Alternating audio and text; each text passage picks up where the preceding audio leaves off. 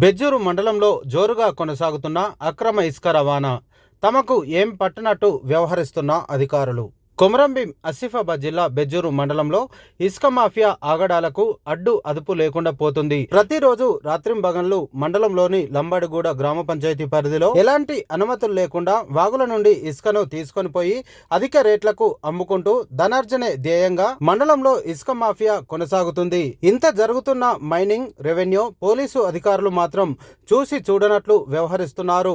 వాగుల నుండి ఇసుక మాఫియా అక్రమంగా తరలించడంతో భూగర్భ జలాలు అడుగంటి త్రాగేందుకు కూడా నీరు కరువయ్యాయని మండల ప్రజలు బుధవారం మధ్యాహ్నం 1 గంటకు వాపోయారు. ఇప్పటికైనా అధికారులు మొద్దు నిద్ర వీడి అక్రమ ఇసుక రవాణాకు అడ్డుకట్ట వేయాలని మండల ప్రజలు కోరుతున్నారు.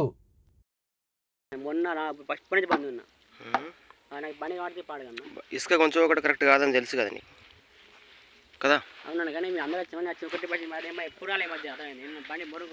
ఇప్పుడు ఇసుక అనేది తీసుకుపోవడం చట్టపరంగా నేరం అని తెలుసా? తెలియదా? అంటే తెలుసు కాబట్టి కానీ ఏదో మేము నిపుణం వచ్చింది మాకు అవసరమని పని నడుస్తుంది. అందుకని బండి నెంబర్ ఏది? బండి నెంబర్ కూడింది అన్న. బండికి నెంబర్ లేదు, కూడింది.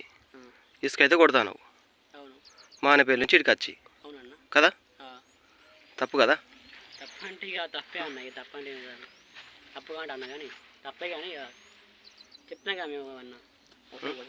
చూడు ఇసుక ఎంత ఇక్కడ ఎంత ఎంత నష్టపోయింది చూసినా. ఎంత ఎంత ఇసుక పేరు ఎక్కువ కొంచెం ఎప్పటి అంటే అది ఏమన్నా కొంచెం మరి అదే అంటున్నా. ఇట్లా కొంచెం ఒకటి కరెక్ట్ కాదు కదా. మీకు ఎవరిదైనా పర్మిషన్ తీసుకున్నారా మరి మీరు? ఎవరి పర్మిషన్ లేదు, ఇట్లనే కొంచెం అవుతారు. ఎప్పుడు మేము ఒక ట్రిప్ వచ్చినాము. ఇప్పుడు గిలా బిస్కెట్ కాబట్టి సన్న బిస్కెట్ కాబట్టి వచ్చినాం అట్లా. లేకుంటే మాకు మానేపల్లి తీసుకున్నది అటు ఇంక మనం నడుస్తాం దుడ్డు తీసుకున్నాడు. సన్న బిస్కెట్ లేదు కాబట్టి వచ్చినాం అట్లా. ఇంత జేసీలు అవుతున్నాయి, ఇంత చెప్తుంది కదా మనకు. ఇప్పుడు మనం కొంచెం తక్కువ జేసీలు నడిపేది ఇంక ఎక్కువ కదా.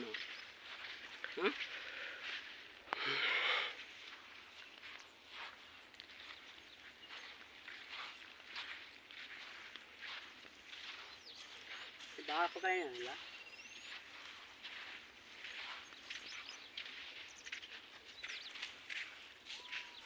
ఇప్పుడు బండికి నెంబర్ లేకుండా తిరిగితే మరి మీకు అధికారులు మిమ్మల్ని అంటే మేము నెంబర్ ఫిట్నెస్ పోయినా కానీ నెంబర్ తీయకున్నాడు.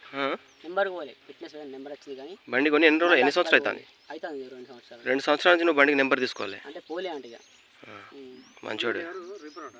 అవును చెప్పు. ఏం రిపోర్ట్ అని చెప్తేనే అడుగుతాను, అట్లా క్యాజువల్ అడుగుతాను. రిపోర్టర్నే అదే ఏటీవీ లేకుంటే ఆర్టీఐ సమాచార హక్కు చట్టం, ఆర్టీఐ నిఘా పత్రిక.